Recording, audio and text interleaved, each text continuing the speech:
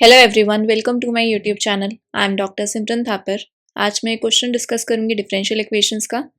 IIT JAM 2023 exam में आया था। Question number 4, consider the initial value problem dy by dx plus alpha y equal to 0. Condition was y0 equal to 1 where alpha belongs to real numbers. Then option A, there is an alpha such that y1 is equals to 0. Option B, there is a unique alpha such that limit x tends to infinity yx is equals to 0.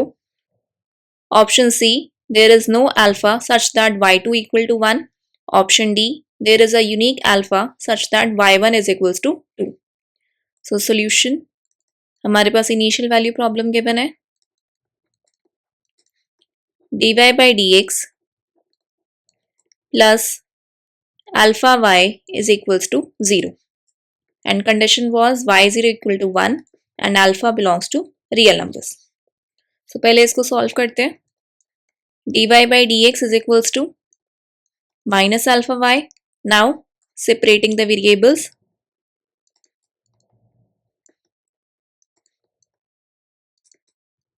So we get dy by y is equals to minus alpha dx. Now integrating both sides.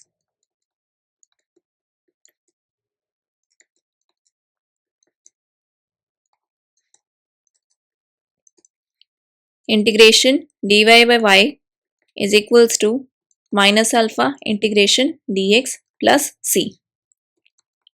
So this will be log y is equals to minus alpha x plus इसको हम constant को log c ले लेते हैं। अब log c को left लेके जाते हैं। log y minus log c is equals to minus alpha x. This implies log y by c is equals to minus alpha x. So log को राइट साइड लेके जाएंगे तो y by c is equals to e raised to power minus alpha x हो जाएगा और फिर ये arbitrary constant c यहाँ पे जाके मल्टीप्लाई हो जाएगा। अब यहाँ से हम c की वैल्यू निकालते हैं। c की वैल्यू कैसे निकालेंगे? जो हमारे पास कंडीशन है y0 इक्वल टू 1 इसका यूज करके। So y0 equal to 1 means x की जगह 0 पुट करना है और y की जगह 1। So c e raise to power minus alpha into 0 equal to 1। ये वैल्यू तो हमारी 1 हो जाएगी। So c is equals to 1। Arbitrary constant की वैल्यू 1 आ रही है। Therefore yx is equals to e raise to power minus alpha x। अब एक एक करके ऑप्शंस चेक करते हैं। Option A, there is an alpha such that y1 is equals to 0। Option A, y1 equal to 0 देखते हैं निकाल के। e raise to power minus alpha into 1 equal to 0। e raise to power minus alpha equal to 0। अब हमें पता है कि जो हमारे एक्सपोनेंशियल होते हैं वो कैसे होते हैं? नॉन जीरो होते हैं। as exponential function is non-zero, so e raised to power minus alpha equal to 0 is not possible. So option A is wrong. Option B, there is a unique alpha such that limit x tends to infinity yx is equals to 0. Option B, limit x tends to infinity yx हमने निकालना है। So limit x tends to infinity e raised to power minus alpha x. This can be written as limit x tends to infinity 1 upon e raised to power alpha x. अब limit x tends to infinity apply करते हैं 1 upon e raised to power infinity and e raised to power infinity is infinity. So this is equal to 0. अब यहाँ पे अगर मैं ध्यान से देखूँ अल्फा की अगर वैल्यू हमारी पॉजिटिव हो, कोई भी अल्फा की वैल्यू पॉजिटिव आएगी तो ये हमारी लिमिट इक्वल टू 0 आ जाएगी। इसका मतलब यूनिक तो नहीं है alpha. Alpha is not unique. और ऑप्शन बी में हमें गिवन था कि अल्फा यूनिक है such that limit x tends to infinity yx is equals to 0. So option B is also discarded. Option C, there is no alpha such that y2 equal to 1.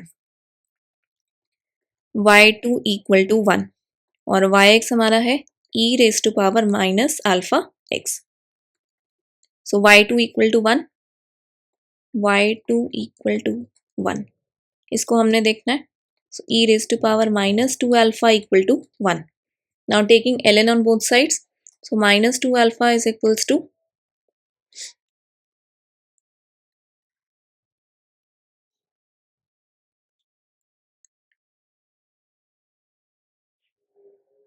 यहाँ पे ln ले लेते हैं, ln 1 0 हो जाएगा. So alpha is equals to 0. So option C में हमारे पास था कि कोई भी अल्फा की वैल्यू एग्जिस्ट नहीं करती सच दैट y2 इक्वल टू 1, जबकि मुझे अल्फा इक्वल टू 0 मिल रहा है. So option C is also discarded. तो 3 ऑप्शन हमारे डिस्कार्ड हो गए, तो आंसर डी पार्ट होगा. डी पार्ट को भी चेक कर लेते हैं. There is a unique alpha such that y1 is equals to 2. So y1 is equals to 2. So यहाँ पे पुट करते हैं e raised to power minus alpha is equals to 2. Taking ln on both sides, so minus alpha equal to ln 2. So alpha is equals to minus ln 2. Yes, हमें एक unique value मिल रही है alpha की. So answer is option D. अगर आपको IIT JAM की और भी वीडियोस देखनी है तो आप ये प्लेलिस्ट जाके चेक कर सकते हैं. Thank you for watching my video. Please like share and subscribe my channel.